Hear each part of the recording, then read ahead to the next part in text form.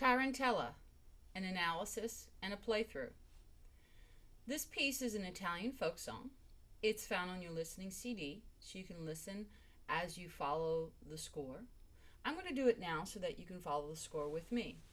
Please note that in the music, we're going to be starting here, and you want to follow your eyes along the right-hand part. When you get to the repeat sign, I'm going to go back to here, and then I'm going to repeat that section. When I get to the end of the piece, I'm going to go back to the beginning again, and I'm going to end where it says fine. Here we go. 1, 2, 3.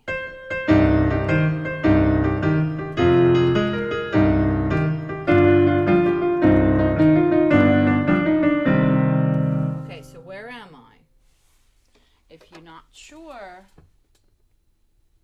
then start it again. This is where I am right now. I'm going to do the repeat. So where am I?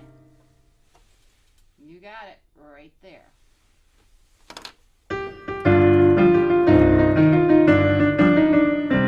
Now I'm after the repeat sign. Can you hear the left hand chords?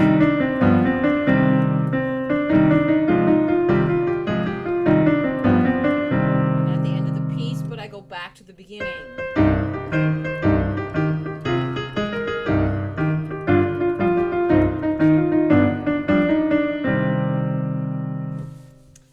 Now, you have these cards to do the analysis. So you're going to put on the practice CD, and he's going to go through it with you. Now, if you don't have the cards, you can make them up. This is what a one chord looks like. Right? La, do, mi, one chord. So this is a minor one chord. The four chord looks like this. So go look through your cards. You have these. Here's the minor chord. La, re, fa, four chord.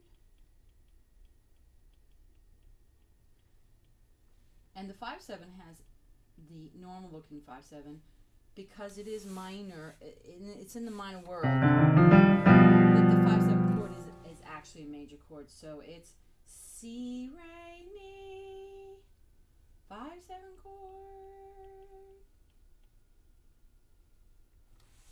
Now if you look down here, you can see the one chord and you can see the four chord. So you can see those, and I think you could check out the 5/7 chord.